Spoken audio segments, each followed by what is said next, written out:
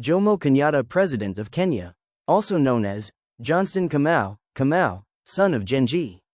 Jomo Kenyatta, born circa 1894, Ichawiri, British East Africa, now in Kenya, died August 22, 1978, Mombasa, Kenya, was an African statesman and nationalist, the first Prime Minister, 1963-64, and then the first President, 1964-78, of independent Kenya. Early life. Kenyatta was born as Kamau, son of Genji, at Ichawiri, southwest of Mount Kenya in the East African highlands.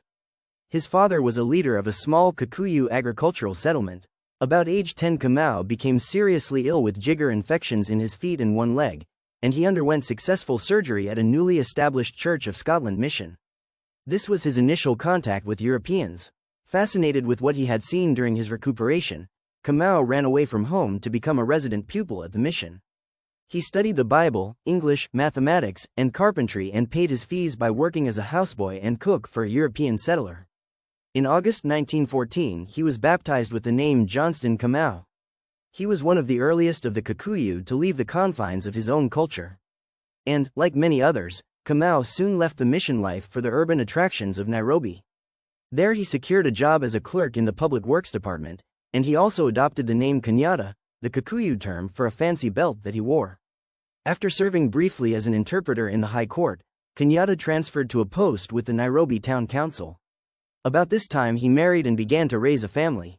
The first African political protest movement in Kenya against a white settler-dominated government began in 1921, the East Africa Association, EAA, led by an educated young Kikuyu named Harry Thuku. Kenyatta joined the following year. One of the EAA's main purposes was to recover Kikuyu lands lost when Kenya became a British Crown colony, 1920. The Africans were dispossessed, leaseholds of land were restricted to white settlers, and native reservations were established. In 1925, the EAA disbanded as a result of government pressures, and its members reformed as the Kikuyu Central Association, KCA. 3 years later, Kenyatta became this organization's general secretary, though he had to give up his municipal job as a consequence. Entrance into full-time politics. In May 1928, Kenyatta launched a monthly Kikuyu language newspaper called Mwigathania, He Who Brings Together, aimed at gaining support from all sections of the Kikuyu.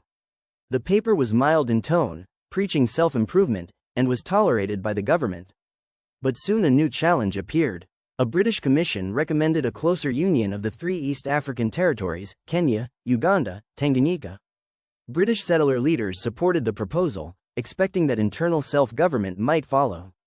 To the KCA, such a prospect looked disastrous for Kikuyu interests. In February 1929, Kenyatta went to London to testify against the scheme, but in London the Secretary of State for Colonies refused to meet with him. In March 1930, Kenyatta wrote an eloquent letter in the Times of London setting out 5 issues championed by the KCA. 1. Security of land tenure and the return of lands allotted to European settlers. 2. Increased educational facilities. 3. Repeal of hut taxes on women, which forced some to earn money by prostitution. 4. African representation in the Legislative Council. And 5. Non-interference with traditional customs. He concluded by saying that the lack of these measures must inevitably result in a dangerous explosion, the one thing all sane men wish to avoid. Again in 1931, Kenyatta's testimony on the issue of closer union of the three colonies was refused, despite the help of liberals in the House of Commons. In the end, however, the government temporarily abandoned its plan for union. Kenyatta did manage to testify on behalf of Kikuyu land claims in 1932 at hearings of the Carter Land Commission. The commission decided to offer compensation for some appropriated territories but maintained the White Highlands policy, which restricted the Kikuyu to overcrowded reserves. Kenyatta subsequently visited the Soviet Union. He spent 2 years at Moscow State University and traveled extensively through Europe. On his return to England, he studied anthropology under Bronislaw Malinowski at the London School of Economics.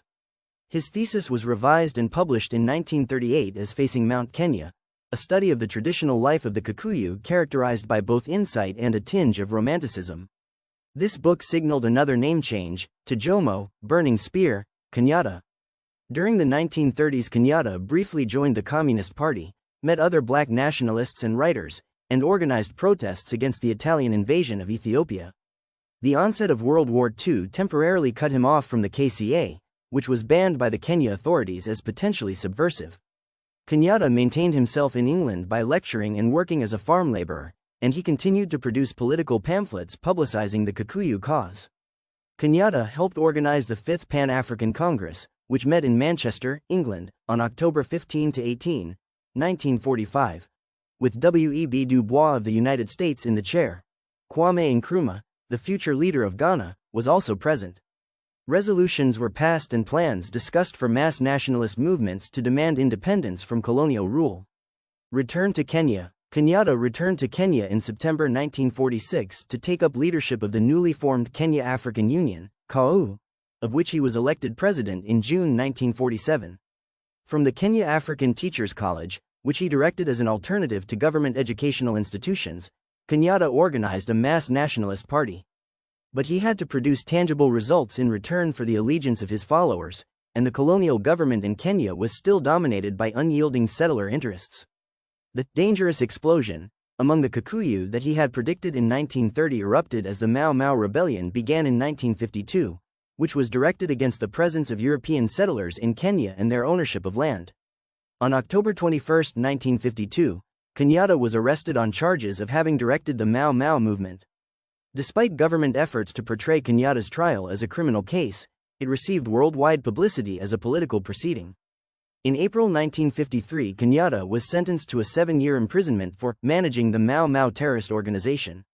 He denied the charge then and afterward, maintaining that the KAU's political activities were not directly associated with Mau Mau violence. The British government responded to African demands by gradually steering the country toward African majority rule. In 1960, the principle of one man, one vote was conceded. Kenyan nationalist leaders such as Tom Mboya and Oginga Odinga organized the Kenya African National Union, KANU, and elected Kenyatta, still in detention despite having completed his sentence, president in absentia. They refused to cooperate with the British while Kenyatta was detained. In a press conference, Kenyatta promised that Europeans would find a place in the future Kenya provided they took their place as ordinary citizens. Kenyatta was released in August 1961, and, at the London Conference early in 1962, he negotiated the constitutional terms leading to Kenya's independence. KANU won the pre-independence election in May 1963, forming a provisional government, and Kenya celebrated its independence on December 12, 1963, with Kenyatta as prime minister. A year later, Kenya became a one-party republic when the main opposition party went into voluntary liquidation. At the same time, Kenyatta became the first president of Kenya under a new constitutional amendment. In this office, he headed a strong central government, and successive constitutional amendments increased his authority, giving him, for instance, the power to arrest political opponents and detain them without trial if he considered them dangerous to public order, a power he used effectively though infrequently. To forestall any tribally based opposition, Kenyatta consistently appointed members of different ethnic groups to his government, though he relied most heavily on his fellow Kikuyu. In general, Kenya enjoyed remarkable political stability under Kenyatta's rule, though conflicts within KANU's political leadership did occasionally break out because of ideological differences and tribal rivalries. Kenyatta early on rejected socialist calls for the nationalization of property and instead preached a doctrine of personal and entrepreneurial effort, symbolized by his slogan, Harambee, or pulling together. Besides relying heavily on a free market economy, he encouraged foreign investment from Western and other countries. Largely as a result of his policies, Kenya's gross national product grew almost fivefold from 1971 to 1981, and its rate of economic growth was among the highest on the continent in the first 2 decades after independence. But though economic growth benefited large numbers of people, it also led to tremendous disparities of wealth, much of which was in the hands of Kenyatta's family and close associates. This concentration of wealth, along with an extremely high rate of population growth, meant that most Kenyans did not realize a correspondingly large increase in their living standards under Kenyatta's leadership. In foreign policy, Kenyatta's government was consistently friendly toward the West.